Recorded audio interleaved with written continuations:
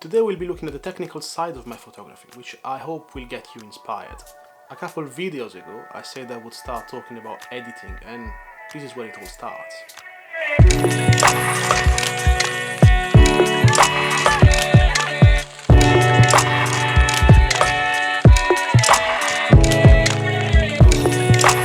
Before I take my images to the computer, it's important to me that I get everything as right as possible during the shot already. Most of the times I photograph thinking about the settings for my editing, so I like to keep the time editing as short as possible. This is even more important to me where I need a quick turnaround to send images to clients. The settings I use to take my photos really depend on the available light and my subjects, so I'm not going to give you an exact recipe about ISO, shutter speed and aperture here. But as a general rule in my street photography, I like to keep my shutter speed as fast as possible to freeze movement, so I'd say 1/25 of a second, and I like to have enough depth of field to play with, so it's between f5.6 and 7.1 most of the time, sometimes f8. And ISO really doesn't matter, because these days cameras are perfectly capable of taking good pictures with high ISO. Now if I were to shoot landscape photography and cityscape, I would say keep the ISO as low as possible, but with street photography really anything goes. What I do like to set in the beginning of my shooting is the style of my photographs, the theme that will go throughout all the pictures and set the mood for the overall body of work that I can produce, particularly if this is client work. And to achieve this, I use what Fujifilm called recipes. Now we already have film simulations in Fujifilm cameras. For example, I use classic chrome a lot in my street photography. But oftentimes I want to give my photos a very specific look, and that's where recipes come into play.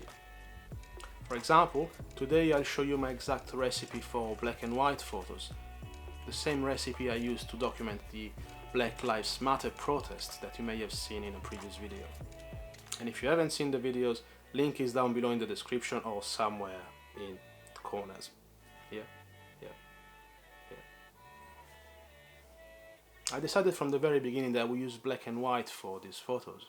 I thought it would be more fitting with the photojournalism idea that I had and with the spirit of the protest. And black and white in my mind also conveys emotions much better, because you remove all the environmental distractions that you may get with color. So that's why I went for black and white. And there is this website that is incredibly valuable when it comes to Fujifilm recipe. It's called Fuji X Weekly, and I'll put a link in the description below. And it is my go-to website whenever I want to start creating a recipe that's based on an old film simulation. I visit the website regularly, and it's just been updated for the Fujifilm X-T4 as well. And on the website, you can either go there and copy the recipes that are available, or use them as a starting point to create your own. You can look at these and figure out how to apply the same style to anything that's available on the camera that you use, whether it's a Fujifilm camera or another one. So yeah, let's have a look at my black and white recipe, if I can find the camera.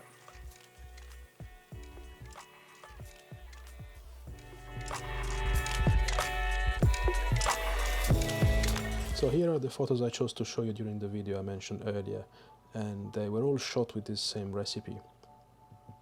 Now as you can see, this is a look with a good contrast and dark shadows, similar to what I use in my street photography when I shoot in color, so something that I really like. But it retains good details in the mid-tones as well.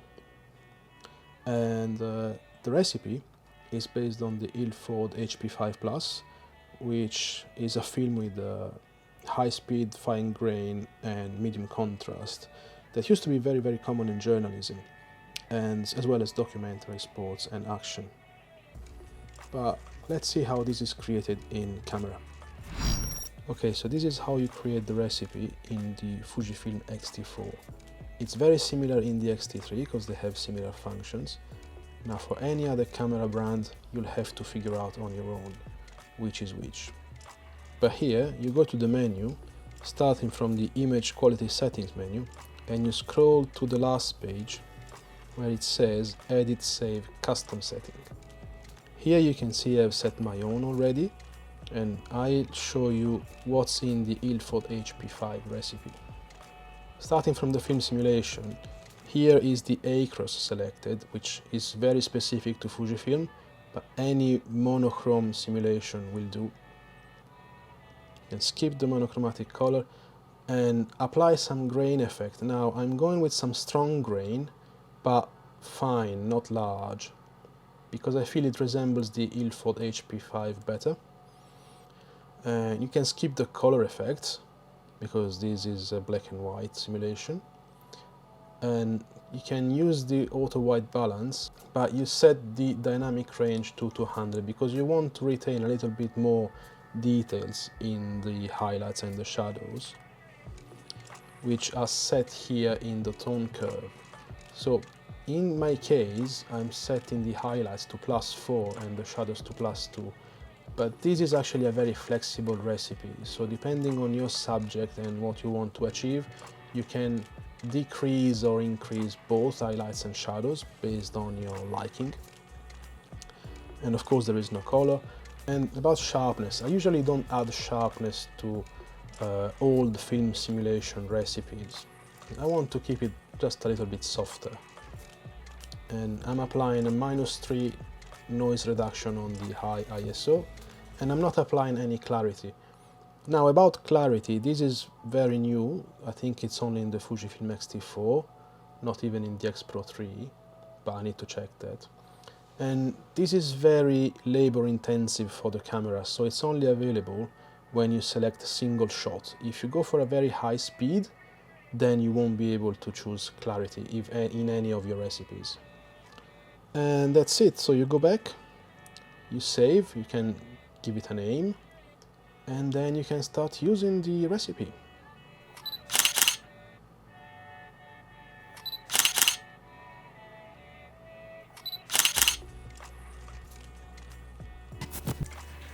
Okay, so what else? Well, one issue with the recipes is that the effect only apply to the JPEGs, not to the RAW files. So how do I solve the issue? Well, let's find out. Alright, so I'm back in Lightroom, and this is valid for Capture One as well, by the way. And you can see straight away, with all the pictures next to one another, that the JPEG files, which are black and white, are next to the RAW file, which is in color. So if I click on an image, this is the JPEG, which applies the recipe that I used.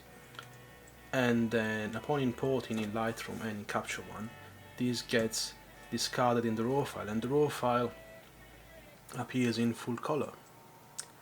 So how do I get the same settings for the RAW file? Now the main issue here is that the camera settings don't have any counterpart in any software. So this is really a process of trial and errors to try to find the best settings to emulate the recipe, so that we can have the same look and feel of the JPEG into the RAW file as well. So I've already done it, and this is the RAW file, and I'll show you what I've done to achieve this. So if I go into develop mode in Lightroom, the principle is kind of the same. So anything I've done in the film simulation and in the highlights and the shadows and the grain in camera, I'll try to replicate into Lightroom as well. Now something to consider is that the JPEG is compressed and it has less details than the RAW file. So again, it needs trials and error to find the right adjustments. But starting from the profile, of course I use the same profile that's in camera, but if you don't have the acros, if you don't have a Fujifilm camera, then you can check in the profiles whether black and white for your camera brand is available. And then I started applying auto and changing exposure, contrast and all the other settings to try and match what was the shooting condition. Now, as I just said, the JPEG is a compressed file, so it has less detail. One thing that I did to match the compression was apply some clarity and dehaze. This is very subtle, but it's just to compress the details of the RAW file a little bit. And if you remember in the settings in camera, there was no sharpening applied, but because the RAW file is soft by default, and is even softer in Lightroom compared to Capture One. I have applied some sharpening here. And I have a whole article in my blog at fabianb.blog about sharpening Fuji RAW files in Lightroom properly. And then when it comes to the grain, I have tried to apply the same settings. They're not exactly the same because the digital grain applied in camera is very different from the one that's applied in Lightroom. I find that the one in Lightroom is much more aggressive, so I didn't apply the same setting. I went for a 40 amount of grain and then a fine size of 20. And then of course I saved everything as a preset, so I can always reapply these same settings as a starting base whenever I use the same recipe. Now if I go back to the gallery view and I compare the JPEG with the RAW file, you can tell they're pretty much the same. So to the left is the JPEG and to the right is the RAW file. Maybe in the RAW file the whites are a bit more pronounced, so you can probably mute them a little bit, but I think that's something that's true for this image specifically, and you have to see case by case whether this applies or not.